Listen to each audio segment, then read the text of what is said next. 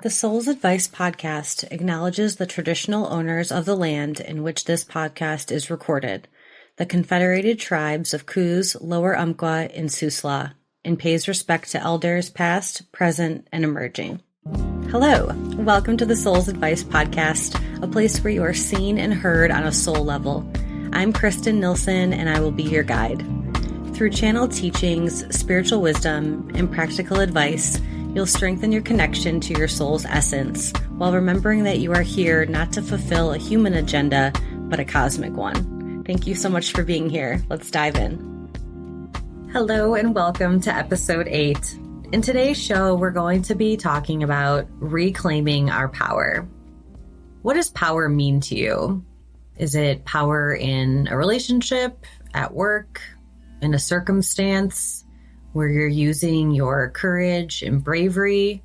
Or maybe power has a negative connotation to you where you believe that power means someone is mean to you and they're more powerful or you're powerless. It's a really interesting concept. But in today's show, I wanted to walk through an image and scene that I was shown during a Reiki session where one of my clients was a lion trying to roar, but nothing was coming out. And I often see this when I'm at someone's throat chakra or solar plexus. But for the sake of talking about power, we'll be talking about the solar plexus, which is right above our belly button. And it's our power center. It's where we hold our willpower, determination, self-esteem, our courage and bravery. And so in this Reiki sequence, saw the lion trying to roar, but nothing was coming out. And then it flashed to a time of my client's, one of her lives she's had as an Indigenous person. And she was the doer of the tribe. Everyone expected her to pitch in and do it. She was always being selfless. People would always call her easygoing. She was agreeable. She didn't have her own opinion. She just went with the flow and did what she could to help out the tribe. And in this life, she looked really sad. She looked afraid to speak up to certain people. She looked exhausted and burnt out from just doing, and neglecting herself. And after I was done working on her, when I came back over after I swept away all the energy and came back to check on everything, I saw an image of a lion roaring on the top of a mountain. So we had cleared out some blocks that she had had. And in her waking life, she was having trouble at work, really standing up to someone and speaking up for herself. So we're able to clear that out, and she was able to find the courage to have the conversation at work, and it turned out better than she expected, which is amazing. But that had me thinking about our power and how often we give it away. Think about the different ways, maybe in our daily lives, that we're giving our power away to others by not speaking up, by going with the flow to avoid conflict, or maybe to make someone else feel comfortable, choosing someone's needs over your own, putting your own needs last, maybe self-sabotage with the words that you speak to yourself, self-doubt, criticism, imposter syndrome. Maybe settling for what your partner wants all the time just to keep the peace. Obviously, there's compromise in relationships, but if you're only ever going with what they need and want by neglecting your own, that's giving your power away. Saying no when you really want to say yes. Letting fear of something you want to do take over or deter you from actually doing it. You're giving your power away to that thing. Letting our past define our present. I think this is a big one. We hold shame, guilt, sadness from past situations that we carry with us every day. And if we don't process and release them, those choices and decisions almost become our identity, and we let it define our present and the choices that we make in the present moment. And I think about the solar plexus and when that's blocked, there's many different trapped emotions that are tied to that, like what we talked about: negative self-talk, self-worth, lack of willpower, lack of self-esteem, afraid to be brave in a situation. There's many types of emotions that could be stuck within your body that are contributing to giving your power away. There was many quotes. Took so many notes in one of our book clubs that we had recently of the Sacred Contract book by Carolyn Myss. But this one on page 33 really stuck with me. When you do not seek or need external approval or validation from others, you are at your most powerful. Let me repeat that. When you do not seek or need external approval or validation from others, you are at your most powerful.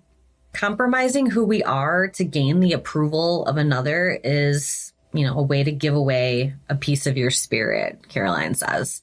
And I couldn't agree with that more. I think I spent so much of my life looking for external validation from family members, from peers, from clients, and all I was doing was giving my power away to them. Why did I think that they determine my worth, my value, the insights that I provided, the gifts that I was bringing to the world? And so once I realized that I validate myself and I don't need others to do that, I felt liberated. And I feel like I talk about liberation a lot in this podcast, but it's true. I'm on a mission to liberate my soul from all of the human construct and experiences that dim my sparkle. I'm on a mission to liberate, and I want you to be able to do the same. So think about when you're giving your power away to someone, how does that make you feel? Small?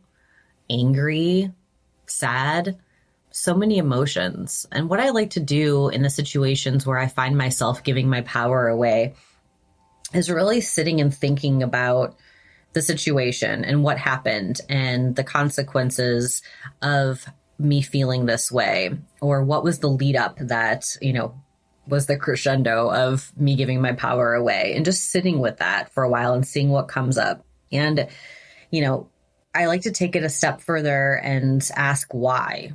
Why did I do that? Why did I feel like I had to give my power away in that situation with that person? And I'm not talking about sitting and dwelling and, ruminating on this for months and months. I'm just talking about in that moment, like reflecting on what happened so I can get to the root cause. And, oftentimes it could be fear of, and worry about what others will think of you, fear of being alone. It could stem from childhood and feeling like the only way you were shown love is if you gave your power away.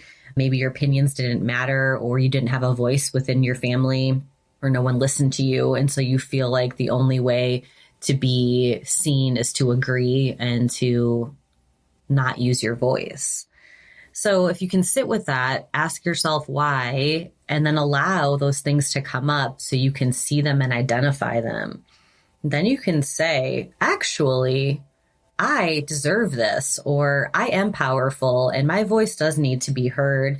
And maybe, Spirit, you can help me to do that in the most constructive way possible.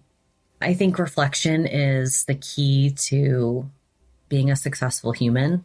And I'm doing air quotes with the word successful, but really being able to reflect on that and having the awareness is the only way that you're able to make a change and you're able to move forward from a situation, in my opinion.